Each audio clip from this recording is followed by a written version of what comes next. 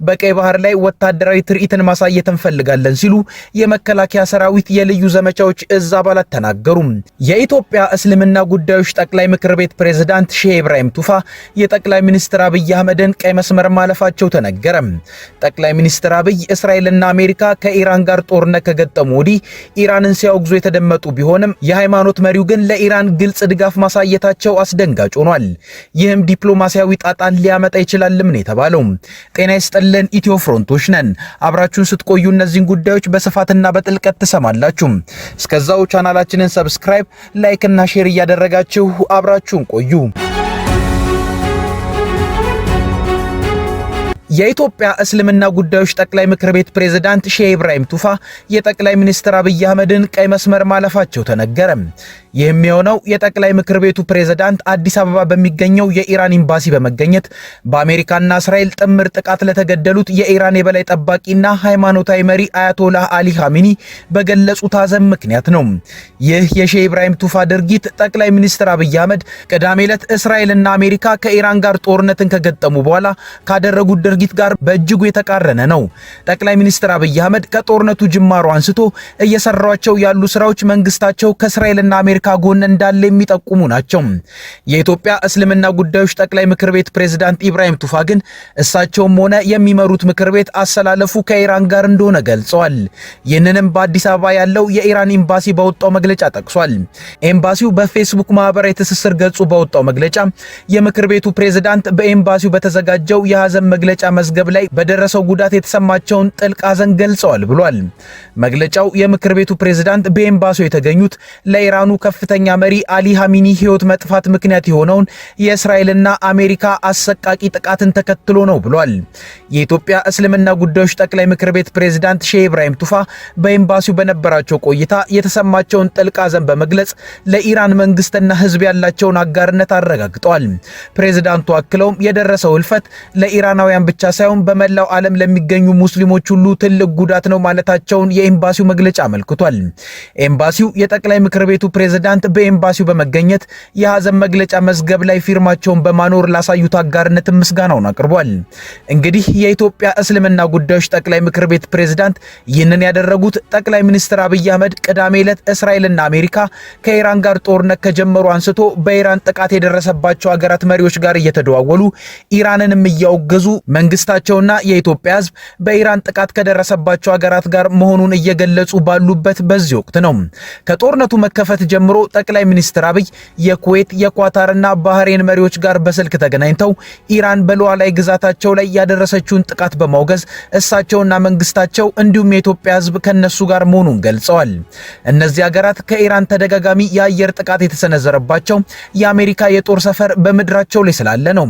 ሆኖም ጠቅላይ ሚኒስትር አብይ አህመድ በኢራን የአየር ጥቃት የተሰነዘረባቸው ሀገራት ጋር እየደወሉ አጋርነታቸውን እየገለጹ ኢራንን ሲያወግዙ በተመሳሳይ አሰላለፋቸው ከእስራኤልና አሜሪካ ጋር እንደሆነ እየገለጹ ነው። በተለይ የመጀመሪያው የጦርነቱ ጅማሬ አካባቢም ኢራን በነ ኩዌት ላይ የአየር ጥቃት ስትሰነዝር ኢላማዋ የአሜሪካ የጦር ሰፈሮችና ኤምባሲዎች እንጂ የኩዌት ጉዳይ ስላልሆነ አብይ በተዘዋሪ አጋርነታቸውን እየገለጹ ያሉት ለአሜሪካ ነው ማለት ይቻላል። ታዲያ ይህ አይነቱ ከባድ ጥንቃቄ የሚያስፈልገው ስራ በአብይ መንግስት እየተሰራ ነው።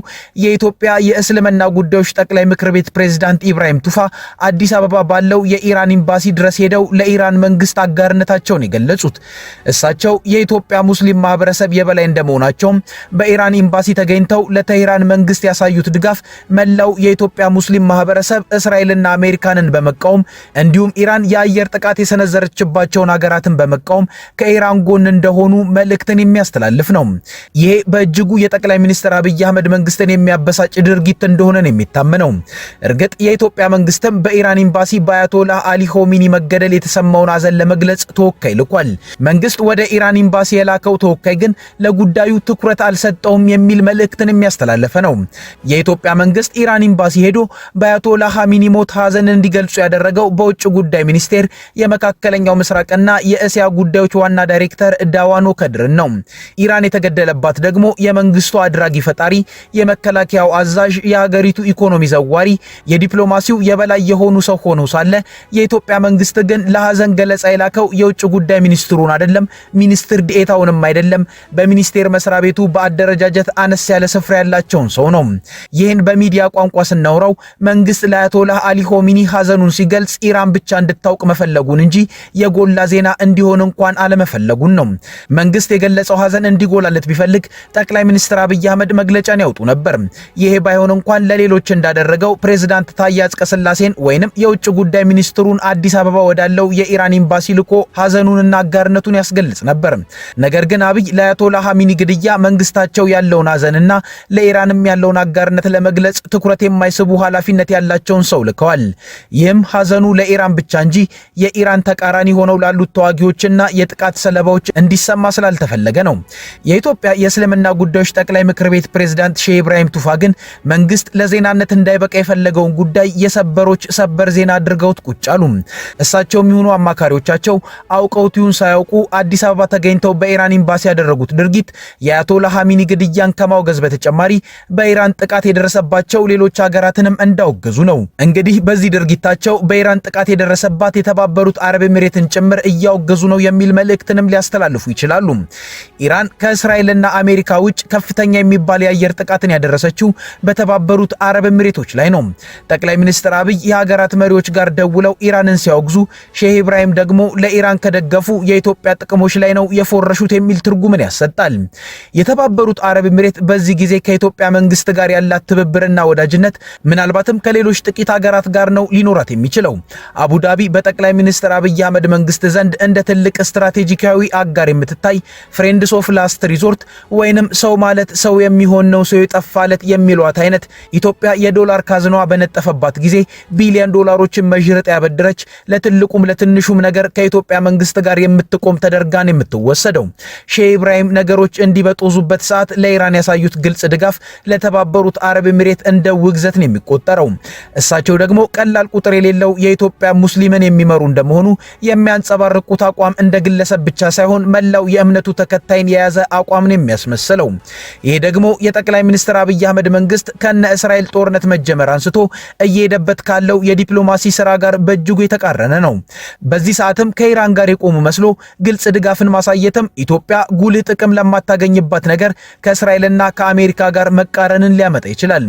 እርግጥ ነገሩ ከተከሰተ በኋላ ከዚያም አስተያየቶች ሲሰነዘሩ ለእስልምና ምክር ቤቱ ቅርብ የሆኑ ሰዎች ፕሬዝዳንቱ በኤምባሲው የተገኙት ተጋብዘው እንደሆነና ቀድሞ የወጣውን መግለጫ ለማስተባበል ተሞክሯል። ይሄ ግን ቀውስን ከማስለደር ያለፈ ፋይዳ የለውም። የሆነው ነገርም ከኢራን ይልቅ ኢትዮጵያ የተሻለ የኢኮኖሚ ዲፕሎማሲ የመሰረተችባቸው ሀገሮችን ሊያስከፋ የሚችል ነው ያሉ አሉ።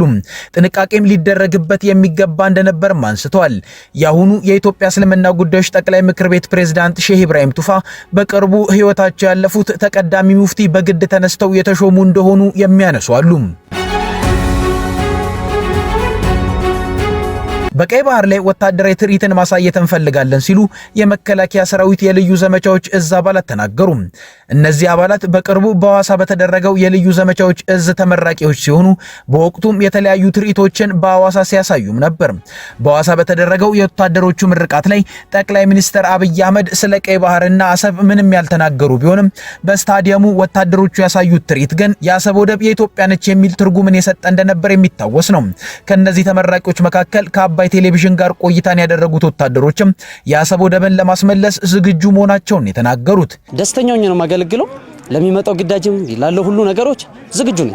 በጣም እጅግ በጉጉት የምንጠብቀው ከአባቶቻችን ከቅድመ አያቶቻችን ስንሰማው የቆየነው ታሪክ ስለሆነ በጣም አሁን ደግሞ ስለሚነሳው እጅግ በጣም ደስተኛ ነኝ። ይሄ ቀይ ባህር ቢመለስ ብናስመልሰዋለን ብዬ ተስፋ አድርጋለሁ። ነገም ዛሬም ዝግጁ ነን። ሌላው የአየር ወለዱ አባል ወጣት ምኞት ደግሞ የሐዋሳ ሐይቅን ልምምድ ቀይ ባህር ላይ የማድረግ ሲሆን ዋናው እቅዳችን ቀይ ባህርን ማስመለስ ነው ሲልም ይደመጣል። ያው ያያችሁት ትርኢት ይሄን ይመስል ነበረ። ነገ ደግሞ አሰብ ላይ የነገር ተደግሞ አሰብን የራሳችን እናደርጋለን ብዬ አስባለሁ። ሲጀመር እቅዴ ያው ቀይ ባህርን የማስመለስ እቅድ ነው ያለን። ቀይ ባህር ድሮም የኛ ነው፣ አሁንም የኛ ሆኖ ይቀጥላል ማለት ነው። ትውልዱም ያው ይሄን ነገር እያየ ቤት መቀመጥ የለበትም፣ እኛም መከተል አለበት። ምንም ለሀገር ስለሆነ ድረስ ቀይ ባህር የኛ ነው። ለወደፊትም ለቀጣይም ቀይ ባህርኛ ሆኖ ይቀጥላል። አባቶቻችን ብዙ መስዋዕትነት ከፍለውበታል። እኛም አሰብን ለማስመለስ መስዋዕትነትን ለመክፈል ዝግጁ ነን ይላሉ። ቀይ ባህር የሚገባውም ለኢትዮጵያ ነው በማለት ቀይ ባህርን ከማስመለስ አንጻር ማለት ይሄ ነገር እኛ ከዚህ በፊት ለዚህ ለቀይ ባህር በጣም ብዙ ጀግኖቻችን መስዋዕትነት ከፍሏል።